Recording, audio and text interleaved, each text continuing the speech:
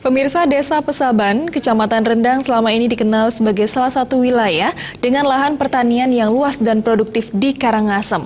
Untuk meningkatkan kesejahteraan petani, calon Bupati Karangasem nomor urut 3, Imade Sukarana berkomitmen mendorong sinergi sektor pertanian dengan pariwisata dalam berbagai bentuk regulasi yang menguntungkan para petani.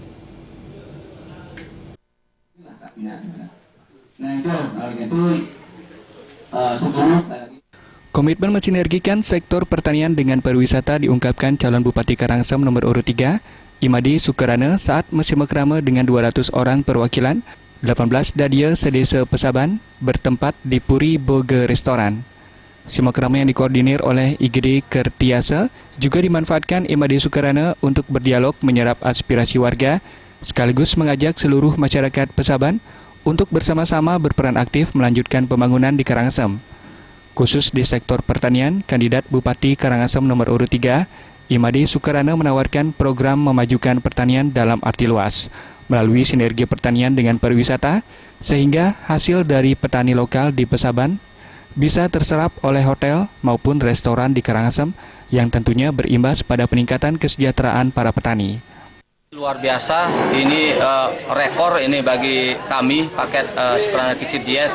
Ketika simakrama selama 2 bulan ternyata semeton Pesaban ini, Rendang ini luar biasa masukannya, yang salah satunya adalah bagaimana Karangasem meningkatkan pendapatan di bidang pariwisata.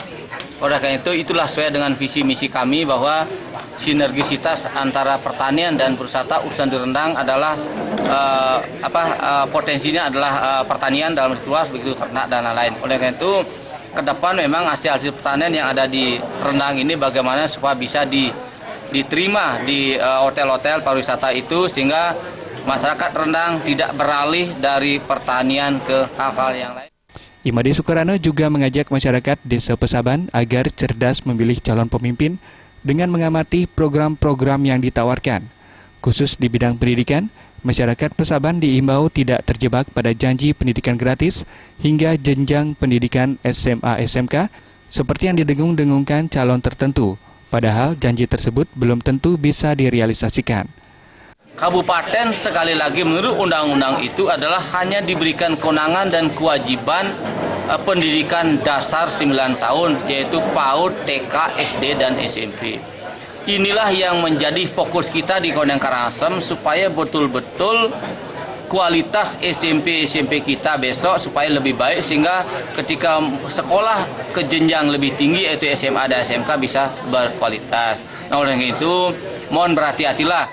Mengakhiri rangkaian simakrama, perwakilan 18 dadia sedesa Pesaban menyatakan komitmen dukungan sekaligus pemenangan terhadap kandidat kepala daerah Karangasem nomor urut 3, pasangan Imade Sukarana Komang Kisit atau paket sukses. Sukses! Sukses! Alit Sidi,